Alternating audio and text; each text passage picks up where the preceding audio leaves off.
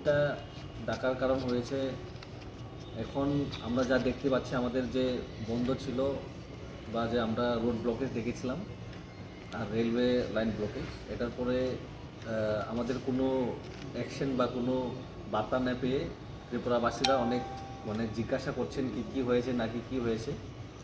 তো এটারই আমাদের দরকার আর আমাদের দায়িত্ব, যেহেতু আমরা বন্ধ ডেকেছিলাম এটা খোলাসা করার জন্য।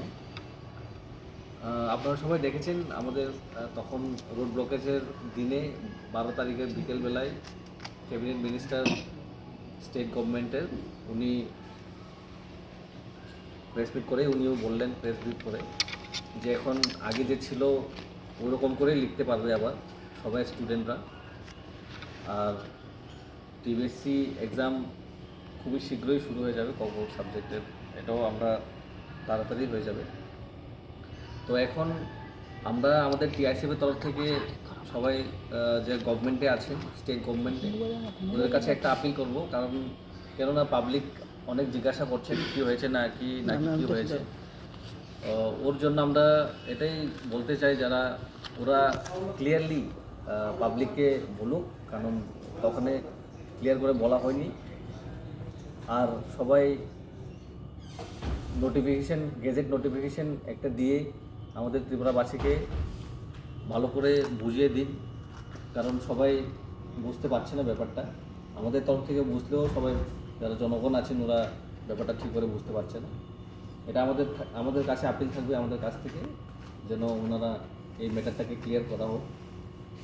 আর ত্রিপুরা রাজ্যে ওনারা বললেন যে এখন শুধু 1% বা 2% যাই আছে ইংলিশ মিডিয়ামে বা রোমান হরফে লিখে, 1% হোক 2% হোক ওরা সবাই আমাদের ছেলে মেয়েরাই।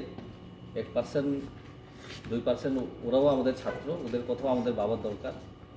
তো এটাই থাকবে যে ওনারা যাতে ক্লিয়ার করে বলে দিক, আর ক্লিয়ার করার দরকার ওনারও, কারণ যে বক্তব্যটা দিয়েছেন স্টেট গভর্নমেন্ট ওটা দিয়ে সবাই এখনও ভালো করে বুঝতে পারছে না। আর গেজেট নোটিফিকেশন ওটার জন্য আমরা সবাই অপেক্ষায় থাকবো, আর ক্লিয়ারিফিকেশনের জন্য অপেক্ষায় থাকবো।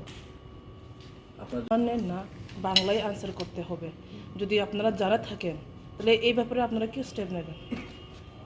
আমরাও শুনতে পারলাম এরকম ব্যাপার হয়েছিল বলে, কিন্তু হয়তো বা যিনি টিচার ছিলেন বা যিনি ওখানে ইনচার্জে ছিলেন উনি নাও জানতে পারে। তো ওর পর তো সবাই আমরা পুরো ত্রিপুরাতেই খবর নিয়েছি।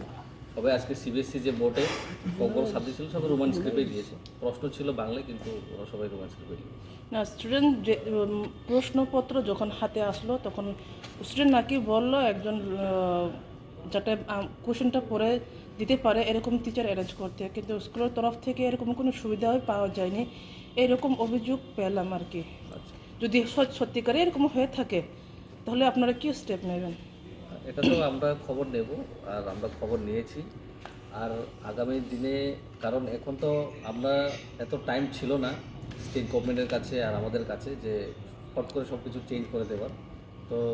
তো দিস ইয়ার আমরা এটা কিছু এত স্টেপ নিইনি, কিন্তু আগামী বছর থেকে আমাদের এটাই থাকবে যে কোশ্চেন পেপারও রোমান স্ক্রিপ্টে হোক, বইও রোমান স্ক্রিপ্টে হোক, ওটার জন্য আমরা স্টেপ নেব আগামী বছর। এই বছর সবারই পরীক্ষায় অনেক কাছে রয়েছে, ওর জন্য আমরা এত করিনি।